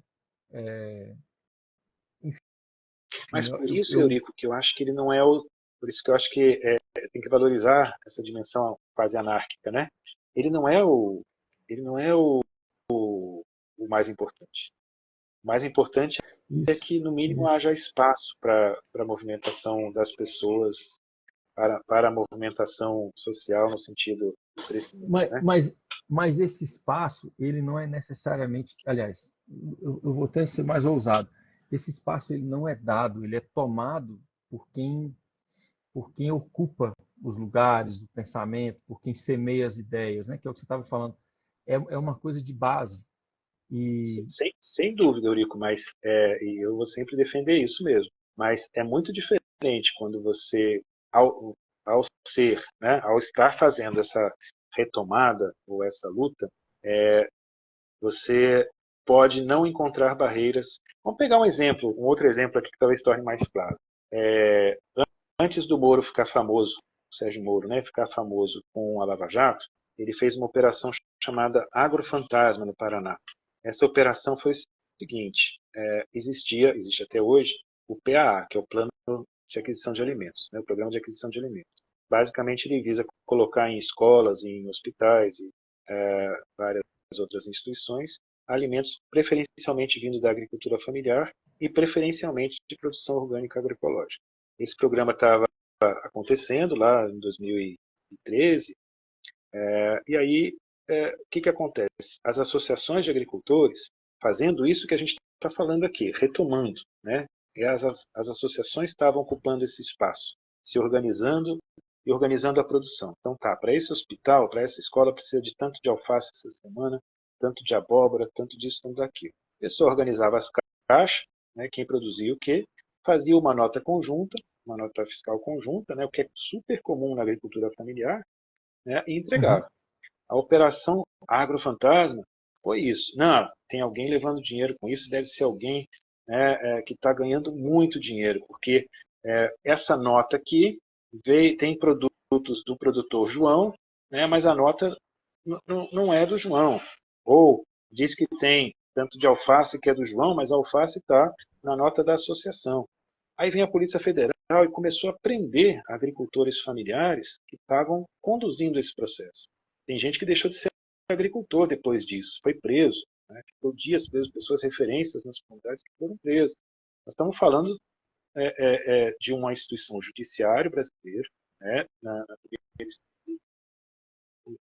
Um juiz de primeira instância, né? Que prendeu agricultores familiares que estavam no caminho da agroecologia. Essa mesma diligência esteve lá na Cooperar Floresta, onde eu trabalhei com pesquisa, né, que fazem agrofloresta na região do Barra do Tufo e Adrianópolis, em São Paulo e Paraná. E aí veio um fiscal lá e disse: vem cá, tem uma nota fiscal tua aqui, seu, né, agricultor, que diz que você produziu pepino. Onde é que está a sua lavoura de pepino? Falei, não, eu trabalho em agrofloresta, o pepino estava no início da sucessão, agora o que eu tenho aqui já ajuda é outra a coisa. manga e tal. Isso é mentira. Não tem como ter pepino se você não tem lavoura de pepino. E o cara foi levado a depor na Polícia Federal em Curitiba. Então, assim, o que eu estou querendo dizer, Eurico, é que esses agricultores, por exemplo, né, são realmente a base do movimento, a articulação e precisam ocupar os espaços. Agora, se esses espaços estão com uma eterna vigília do racismo estrutural e da não mudança, há uma diferença muito clara do que se esses espaços existe, no mínimo, a possibilidade de deixe viver, a possibilidade de toque aí o que você puder fazer para que, em longo prazo, minimamente, possa se ter políticas públicas mais amplas e realmente mais transformadoras. Né? Então, eu acho que o grande equívoco, meu amigo, está em a gente esperar dos governos mais que isso. A gente continua esperando dos governos que eles vão fazer as mudanças. As mudanças são sociais. Agora, É, eu, a, eu nem, a eu nem presença espero de mais governos nada. fascistas é muito diferente do que de governos não fascistas. Isso dá uma diferença De, muito no, grande para a própria retomada. de novo, uma leitura energética, né? A questão do fascismo tende a aumentar na medida em que as corporações e os governos precisam, né, atuar em conluio para fazer a gestão da energia disponível no sistema. De tudo isso que a gente está falando, eu tenho uma possibilidade não, é um fato, né, que a gente vive, que é o ruir desse projeto industrial baseado em muitos insumos que são energeticamente deficitários, né? Então, existe uma grande possibilidade, e eu acredito que ela vem se consolidando, de que a gente vai ter uma coisa parecida com o que a gente teve no Império Romano, no sentido de que as periferias vão caindo e vão deixando de ser vigiadas, porque o poder central não tem mais eficiência energética para vigiar tudo. O poder não alcança tudo, né? E aí é o processo de império que a gente fica aí. Você nasce do Guarda-Sol, você fala do Jared Diamond também, né? Que escreveu o Colapso, o Colapso e tal. Então tem vários autores que a gente consegue, como é que é? Consegue desenhar, delinear como é que é um colapso. E de todos esses que eu já li, o que eu percebo é que a gente já vive um Uhum. colapso. Só que a narrativa central nega ele. Ela vive reportando crises sucessivas como se elas fossem desconexas e não parte de um grande declínio, né? Uhum. A perda do poder aquisitivo. A gente tem agora um projeto claro, né? A moeda vai deixar de ser fiduciária para ser ainda mais digital, uma moeda com ainda mais poder de controle do Estado sobre as pessoas, né? O Drex e as moedas digitais do Banco Central, dos bancos centrais. Então, assim, eu percebo que existe um desespero dos poderes centralizados de manter uma narrativa de coesão. E eu percebo que existem brechas, né, rachaduras em tudo isso, que elas vão um pouquinho além dessa polaridade entre perseguição e o deixe viver, que na verdade é a retração de um poder central que não mais consegue ter tentáculos tão longos, né? E nesse sentido, eu acho que os movimentos sociais continuam sendo centrais, porque são eles que vão conseguir educar as pessoas a viver de outras maneiras. Porque a gente volta na minha pergunta inicial. O governo central ele não está preparando para desenvolver resiliência. Ele segue investindo na narrativa linear de sociedade, que a gente já percebe que está ruindo, né? Uhum. Então, quer seja na manutenção de espaços de possibilidade de justiça dentro das políticas públicas, ou quer seja na, no, no protagonismo de encapsular os conhecimentos e as práticas que vão acolher as pessoas em comunidades autogeridas e descentralizadas, eu acho que os movimentos sociais são centrais, porque eles já têm isso na cosmovisão, eles já têm isso na genealogia deles. Né? Eles buscam o conhecimento acadêmico, mas não deixam de ter a transmissão oral. Uhum. Eles buscam o entendimento da política, mas eles não deixam de fazer autogestão. Né? Enfim, E então isso, eu acho que eles são centrais. sim. E essa concepção, essa forma de chegar, me parece que ela não pode ser enviesada. E a gente está acostumado a ter ela muito enviesada. A gente pensa, não, agora a gente vai votar num governo que vai dar condições, é um governo que vai melhorar. Quem vai melhorar é esse protagonismo dos movimentos sociais mesmo, né? Só que dá diferença se esse protagonismo encara a polícia ou encara o professor, né? Sim, E como isso, como a resiliência dos movimentos permite tanta coisa, né, Eurico? Você pega, por exemplo, hoje, o Armazém do Campo, né? Não é mais só uma loja em São Paulo, ou a livraria, a editora Expressão Popular, né? São uma editora e uma forma de aproximar consumidores da lógica de vida dos assentamentos de reforma agrária. Não estava no projeto inicial, eu imagino, estava numa concepção lá em 1984, 85, são coisas que vão surgindo, são propriedades emergentes do sistema, de um sistema de articulação. Quando a gente pega essa associação que eu trabalhei com pesquisa, a Coopera Floresta, lá no Alto Vale do Ribeira, quando eu trabalhei com pesquisa lá, tinha 120 famílias agricultoras, a maior parte de origem quilombola, eram né, em quilombos, em maciços de quilombos, produzindo comida a partir de agrofloresta.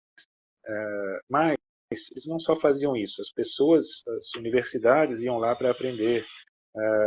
Eu participei de um projeto fazendo pesquisa com outros 42 pesquisadores, que gerou um tanto de resultado que está sendo útil para muita gente no Brasil, no mundo afora, e que esses agricultores não necessariamente pensaram isso quando estavam plantando a sua banana, e o seu pepino e o seu mamão nos sistemas agroflorestais, o quanto que eles estão colaborando com uma propriedade emergente para uma evolução planetária, a partir de muita gente que foi lá estudar, estudantes de agronomia, pesquisadores, por aí afora, né? Há propriedades emergentes em cada momento dos movimentos sociais nesse processo de transição e de reconexão e de intimidade, que gera conexões com educação, saúde, alimentação, segurança alimentar e por aí afora, né? E isso não é controlável, isso não é, como você falou, né, os tentáculos do Estado brasileiro não conseguem controlar tudo isso. O sol chega lá, né? O sol ilumina essas possibilidades de articulação, de presença, isso gera redes, isso gera resistências, né? No sentido de quando vem uma intempérie, se consegue resolver, se consegue ter apoios, né? Então, eu acho que a gente nunca pode negligenciar, e pelo contrário, a gente tem que realmente ter a iniciativa pessoal e comunitária como a base para a transformação social. Isso é fundamental. E precisa ter, ao mesmo tempo, políticas públicas que, no mínimo, deixem viver pessoas que fazem isso, né? Não as prendam ou não acabem com as mínimas possibilidades dessas pessoas colocarem seus produtos no mercado, né? A gente pode fazer uma outra comparação, a legislação mesmo sanitária, há uma diferença enorme quando você permite que produtos da agricultura familiar sejam comercializados em canais de comercialização, especialmente em ciclos curtos, do que quando você chega e fala, tem que seguir a Anvisa, e a Anvisa diz que você tem que ter um galpão de pelo menos 10 por 10 e tem que ter azulejo até o teto para você poder fazer uma goiabada. Só a Sadia, Perdigão e Aurora que conseguem isso. Então, o direcionamento da política pública, de novo, né? Ela pode ser no sentido de promoção do produto da agricultura familiar. Isso vai resolver? Não vai, né? Concordo com você. Não isso não é uma coisa que vai mudar o mundo. Não vai. Para mudar precisa ser muito mais que isso. Mas, no mínimo, deixa a sucessão acontecer. No mínimo, facilita a sucessão ecológica e as redes se estabelecerem, né? Se você permite com que haja feira, com que haja troca, com que haja economia solidária. É isso. É muito bom essa percepção assim complementar, né, que você tem. Eu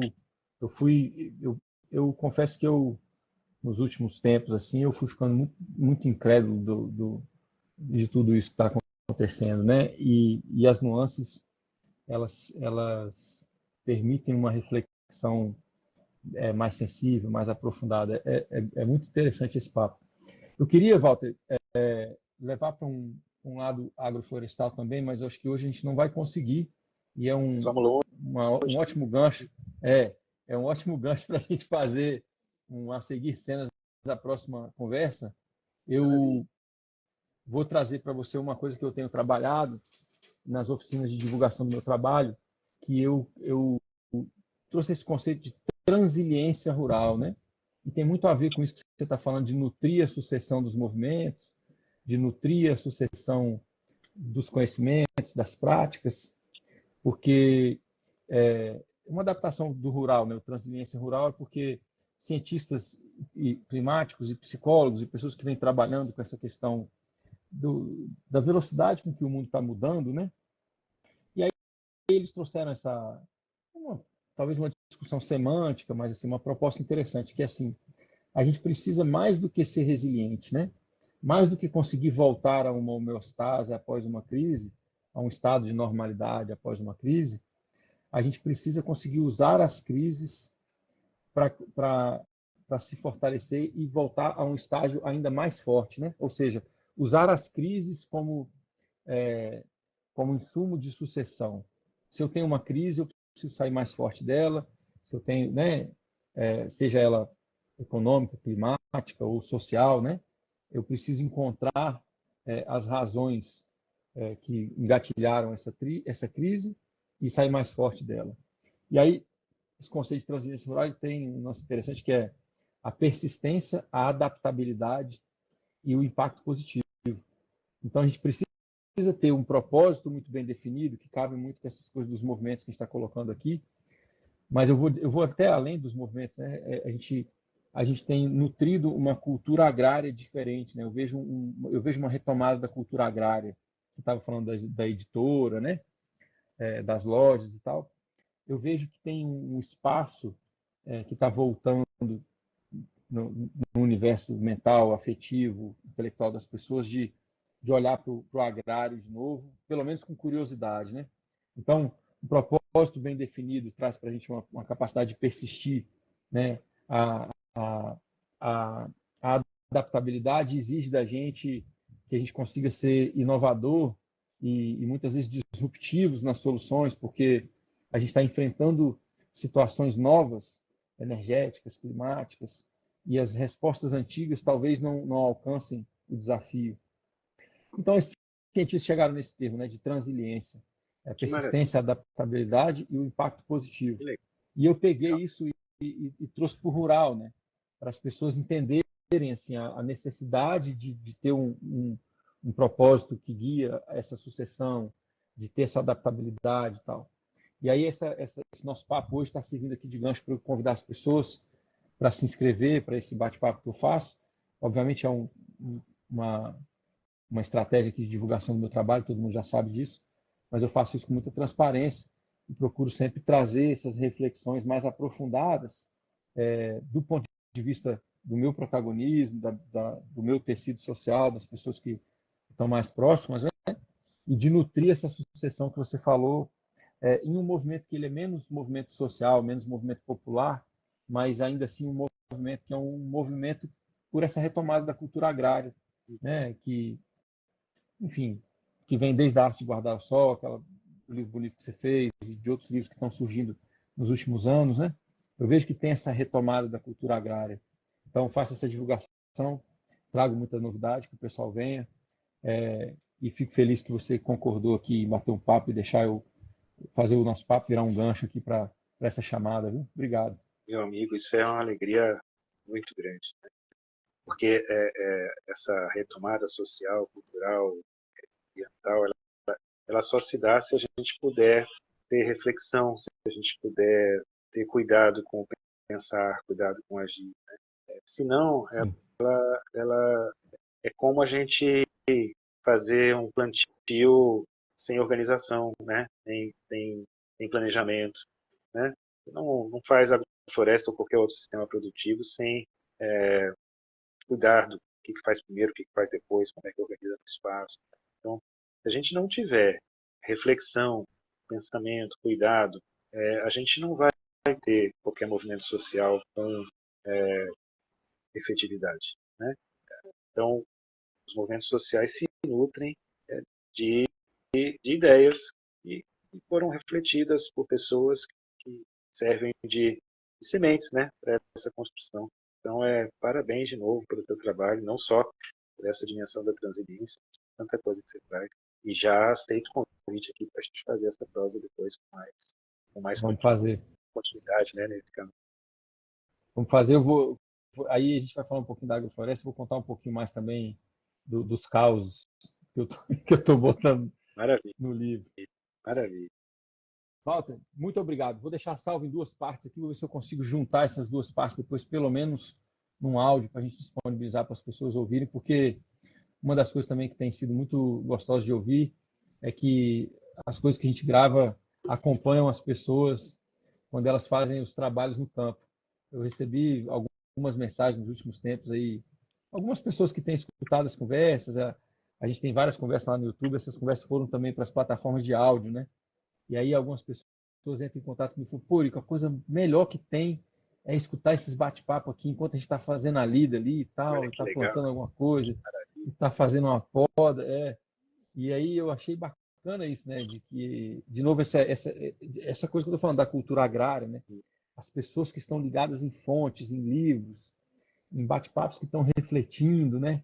E elas estão escutando enquanto muitas vezes estão trabalhando no campo. Então, agradeço muito as pessoas que mandam essas mensagens, a audiência. Agradeço muito a sua participação, assim, a boa vontade de colaborar, de semear junto. É muito importante isso. Eu queria compartilhar, porque algumas dessas mensagens que eu recebi comentavam exatamente das conversas entre nós dois. mais do que outras conversas que tem lá no canal. Que legal. As conversas que você tem com o Walter são muito boas e tal. Coisa E boa. aí um deles falou, você tem que fazer outra conversa com o Walter. Eu fui atrás de você e fiquei te perturbando para fazer essa conversa aqui. Então, Rapaz, perturbação, né? Eu que agradeço, meu amigo. Que bom, né? Que bom quando que a gente reflete, tem reflexo, né? é isso. É Que legal. devagarzinho, são poucas pessoas, mas vai repercutindo, né? É Isso, isso. muito Meu obrigado, viu, meu amigo? querido, dá um beijão na família aí. Você também É, aí.